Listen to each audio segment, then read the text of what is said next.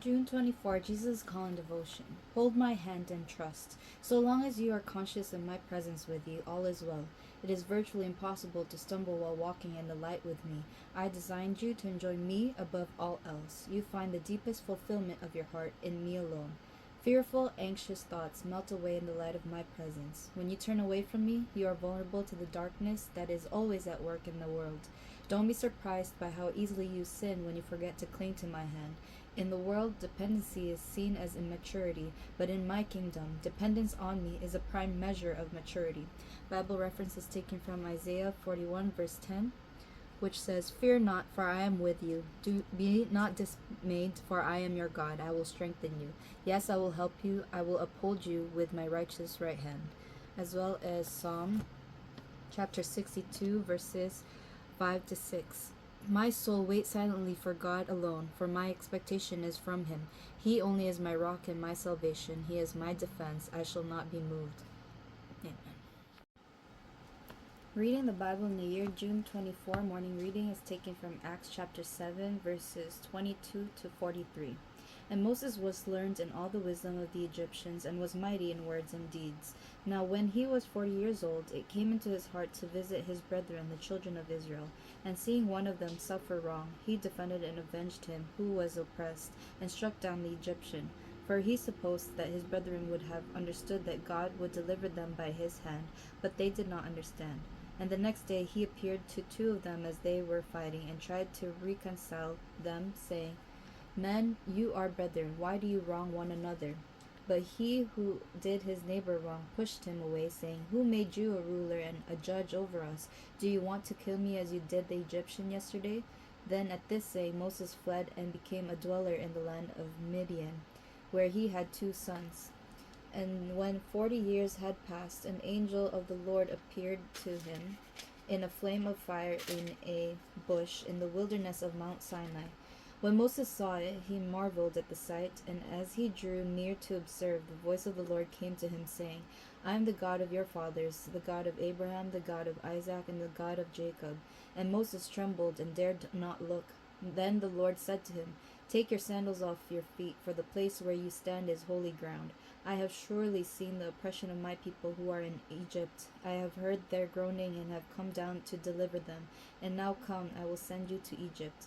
This Moses, whom they rejected, saying, Who made you a ruler and a judge, is the one God sent to be a ruler and a deliverer by the hand of the angel who appeared to him in the bush. He brought them out, after he had shown wonders and signs in the land of Egypt, and in the Red Sea, and in the wilderness 40 years. This is that Moses who said to the children of Israel, The Lord your God will raise up for you a prophet like me from your brethren. Him you shall hear. This is he who was in the congregation in the wilderness with the angel who spoke to him on Mount Sinai, and with our fathers, the one who received the living oracles to give us, whom our fathers would not obey but rejected. And in their hearts they turned back to Egypt, saying to Aaron, Make us gods to go before us. As for this Moses who brought us out of the land of Egypt, we do not know what has become of him. And they made a calf in those days, offered sacrifices to the idol, and rejoiced in the works of their own hands. Then God turned and gave them up to worship the host of heaven, as it is written in the book of the prophets. Did you offer me slaughtered animals and sacrifices during 40 years in the wilderness, O house of Israel? You also took up the tabernacle of Moloch, and the star of your god Remphan, images which you made to worship, and I will carry you away beyond Babylon. Reading the Bible in the year June 24, evening reading is taken from Job chapters 1 and 2. There was a man in the land of Uz whose name was Job, and that man was blameless and upright, and one who feared God and shunned evil. And 7 sons and 3 daughters were born to him. Also, his possessions were 7,000 sheep, 3,000 camels, 500 yoke of oxen, 500 female donkeys, and a very large household, so that this man was the greatest of all the people of the East. And his sons would go and feast in their houses, each on his appointed day, and would send and invite their 3 sisters to eat and drink with them. So it was, when the days of feasting had run their course, that Job would send and sanctify them, and he would arise early in the morning and offer burnt offerings according to the number of them all. For Job said, It may be that my sons have sinned and cursed God in their hearts. Thus Job did regularly. Now there was a day when the sons of God came to present themselves before the Lord, and Satan also came among them. And the Lord said to Satan, "From where do you come?" So Satan answered the Lord and said, "From going to and fro on the earth, and from walking back and forth on it." Then the Lord said to Satan, "Have you considered my servant Job, that there is none like him on the earth, a blameless and upright man, one who fears God and shuns evil?" So Satan answered the Lord and said, "Does Job fear God for nothing? Have you not made a hedge around him, around his household, and around all that he has on every side?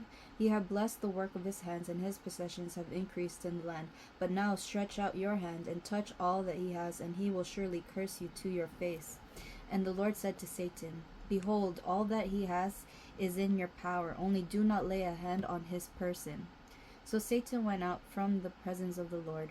Now there was a day when his sons and daughters were eating and drinking wine in their oldest brother's house. And a messenger came to Job and said, "The oxen were plowing and the donkeys feeding beside them, when the Sabaeans raided them and took them away. Indeed, they have killed the servants with the edge of the sword, and I alone have escaped to tell you." While he was still speaking, another also came and said, "The fire of God fell from heaven and burnt up the sheep and the servants, and consumed them, and I alone have escaped to tell you." While he was still speaking, another also came and said, "The Chaldeans formed 3 bands, raided the camels, and took them away, yes, and killed the servants with the edge of the sword, and I alone have escaped to tell you." While he was still speaking, another also came and said, "Your sons and daughters were eating and drinking wine in their oldest brother's house, and suddenly a great wind came from across the wilderness and struck the 4 corners of the house, and it fell on the young people, and they are dead, and I alone have escaped to tell you." Then Job arose, tore his robe, and shaved his head, and he fell to the ground and worshipped. And he said, "Naked I came from my mother's womb, and naked shall I return there. The Lord gave, and the Lord has taken away. Blessed be the name of the Lord." In all this, Job did not sin or charge God with wrong. Chapter 2. Again, there was a day when the sons of God came to present themselves before the Lord, and Satan came also among them to present himself before the Lord. And the Lord said to Satan, "From where do you come?" Satan answered the Lord and said, "From going to and fro on the earth, and from walking back and forth on it." Then the Lord said to Satan, "Have you considered my servant Job, that there is none like him on the earth, a blameless and upright man, one who fears God and shuns evil? And still he holds fast to his integrity, although you incited me against him to destroy him without cause." So Satan answered the Lord and said, "Skin for skin, yes, all that a man has he will give for his life. But stretch out your hand now and touch his bone and his flesh, and he will surely curse you to your face." And the Lord said to Satan, "Behold, he is in your hand, but spare his life." So Satan went out from the presence of the Lord and struck Job with painful boils, from the sole of his foot to the crown of his head. And he took for himself a potsherd with which to scrape himself while he sat in the midst of the ashes.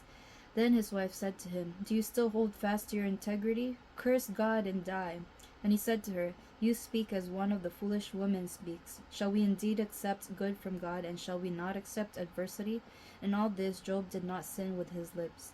Now when Job's 3 friends heard of all this adversity that had come upon him, each one came from his own place: Eliphaz the Temanite, Bildad the Shushite, and Zophar the Naamathite.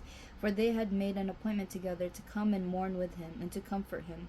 And when they raised their eyes from afar, and did not recognize him, they lifted their voices and wept, and each one tore his robe and sprinkled dust on his head toward heaven. So they sat down with him on the ground 7 days and 7 nights, and no one spoke a word to him, for they saw that his grief was very great.